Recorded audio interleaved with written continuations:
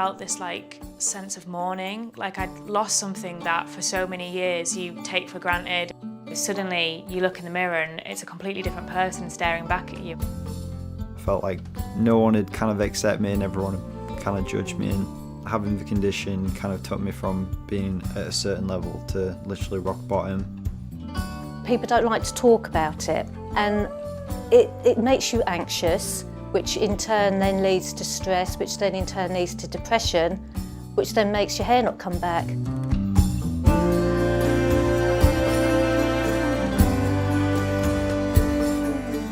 I think a lot of people are kind of able to pinpoint why they think their alopecia started, you know, whether it be sort of stress or a certain moment or anything like that. But for me, at that point in my life, I was quite carefree. Like I lived at home, so I didn't have any bills or rent to pay, and I'd just finished university, so I didn't have any exams or anything like that. Nobody died, nobody had broken up with me. I was happy. I actually have this really vivid memory of my 22nd birthday being out in a club, and I just ran my fingers through my hair and just pulled out this huge clump of hair, and I just didn't really know what that meant. So I went to the doctors and they told me it is alopecia, and I'd never heard of that before. I didn't know what it was or what it meant, and it was about 6 weeks later that I'd lost all of my hair. I first discovered about my alopecia when I was 17 years old. I started off with a little 10-pence piece, a bald patch at the back of my head. I remember really early on in the condition having a bath, getting out of the bath and looking, and the bath was completely full of hair. I lost all of my hair over the course of 3 to 4 weeks. It was very sudden and very shocking. I first had alopecia when I was about 11, when I started senior school, and it was all around exam time. And then when I got married, I had a few patches, but you could never see because I had really big hair at the time, so you couldn't see that. This time has been 18 years, so I was about 32, 33, and this is the most severe that it's been. When I was working in a bank, we got raided and made me anxious and stressed, and it just started coming out that time from there.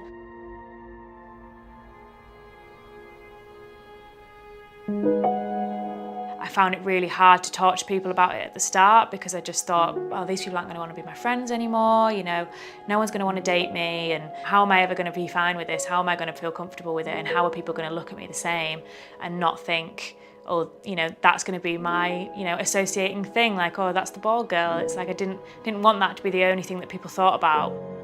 I have days where I think, oh, I've beaten this and I'm all right with it. And then I have others where I just think I'm probably never going to leave the house again because, you know, someone is going to notice or talk to me or ask me questions, and I just can't deal with that right now. I used to have to like gel my hair down so no one could see like the bald patches, and I used to have to cover it up a lot, and especially from my friends, I didn't really tell anyone about it. Just wanted to hide it. I remember going back to college for second year. I was in the basketball academy. I loved playing basketball, and literally went up to my coach and I was like, I'm quitting. I can't do this. I can't let people see me how I was. Because the previous year before we finished, there was a team photo of us all, and you could just see my hair falling out the back, and that thing was up there the whole time I was at college. I could not get it removed. It was a very hard time because I just went into a kind of like a deep kind of like depression with it. I just very much just isolated myself, and yeah, it's kind of difficult. The most frustrating thing for me is trying all the treatments, and some of them are brutal. They really make you feel bad. And then people not understanding why you don't want to carry on with that treatment, and also having people say, well, it's only hair. My hair was always my crowning glory. It's the one thing I got loads of compliments on because it was always shiny. If you're having a bad hair day, you don't feel right yourself. When you've got alopecia, you're having a bad hair day every day. Sometimes you get that feeling that you're not who you truly are, that you're hiding. You're hiding behind a wig or you're hiding behind a hat because it's not your hair. Friends and family never saw me without a hat on. I just basically used to hide it from everybody. And I got to a point one day at work, I just literally took it off and I was like, you know, this is it, this is how it's got to be. And that was like a really big step for me.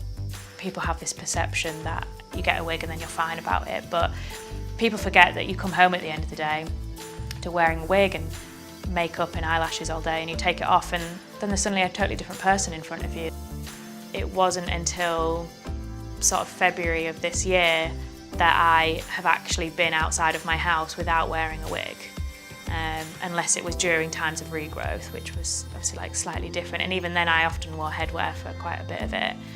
So, you know, it's taken me a long time to get to that point. I think the most frustrating thing for me about having alopecia is just how unpredictable the whole condition can be. When it's in its shedding stage, it's really hard because you can like pull clumps of it out and you just find it all over your clothes and in the shower and everywhere, and I just found that too distressing, and I thought it was easier if I could just shave it all off and sort of start again from scratch. It could be it. It could never come back. Or if you're one of the lucky ones, it will come back. No one knows. It's so unpredictable. Mine's come back twice and it's gone twice. So you can never say never. My thought process has always been, if I can help someone else like I didn't have the help initially, then that's what I want to do. Hello everyone, welcome to today's live stream. Today we're going to be talking about alopecia. So if you have any questions, let me know in the chat. When I started making videos on YouTube, I was like, I'm putting myself out there for everyone to see. I've got to be transparent with people. I've got to say, look, I have alopecia. This is what it is. And then that way I feel like I'm helping other people with alopecia. Alopecia UK have really helped me through this journey. I discovered them on social media and decided to run a half marathon for them because I wanted to do my bit. I wanted to help out with them. Someone said to me there was different support groups, so I thought, well, I'll try it. And obviously Alopecia UK come up, which was great. I didn't post anything to start with. I would just read other people's comments, how they were feeling, and then the advice that they got. And then they said that they were having a big weekend, and it was in Birmingham. So I said to Keith, my husband, do you fancy coming along with me? And he said, yeah, of course. And it was the best thing I ever did.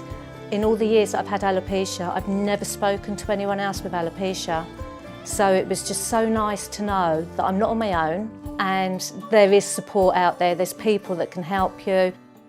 When I left there, I was determined that I was going to go and join the gym and I was going to go without my hair. And that's the first thing I did. 4 of my friends met me in the car park of the gym and we all walked in there together and they didn't bat an eyelid. It was great. I've worked at Alopecia UK since February of 2018, and it's definitely the best decision that I've ever made. Like, I'm loving working there. It's helped me, you know, just in my confidence in my life, and I feel this like great sense of satisfaction every day and going in, and even if it's just, you know, talking to somebody on the phone, to know that I could have been that person at one point and still can be that person. You know, I could still quite easily, you know, need someone to talk to. We do a lot of events, which I went to my first event in April where we went to Alton Towers, and there was over 300 of us, and you just see this sea of blue up across the park, which is just amazing. I didn't know anybody, and it was just like walking through. You just see all these people with like bald heads and scarves and stuff like that, and it's just the craziest experience. You just instantly feel safe. And all the kids kind of just finding someone who looks like them and just realising that that's okay. And it's just such a lovely thing to sort of be seeing. I think if I'd found Alopecia UK earlier, my journey would have been completely different. I think I would have come to terms with it a lot quicker, but I didn't know it was there. Everybody who has alopecia, I would say, understands that there's a slight element of how your mental health is going to take that. It's not just a cosmetic issue, it is the psychological side of everything as well, and how you handle that massive change in your life. My communication with my doctor, everything got easier once I met other people who have the condition too. Don't struggle alone, and realise that there's a lot of people out there who are willing to, you know, give you some fantastic peer support. I like to think that for me having this condition, it's made me a stronger individual. At the end of the day, in my eyes, you are who you are. Hair does not define you as a person. Everyone's got those confidence issues with something about themselves. but it's just very important to be true to yourself. Sometimes we are too hard on ourselves, and I think now, although I'm not saying that, again, I wouldn't take my hair back in an instant, because I would, but I think I'm certainly a lot more accepting of who I am, and therefore a lot happier. I don't want people to treat me differently. I just want people to accept that I have alopecia, I haven't got any hair, but I, as a person, haven't changed. I am who I am.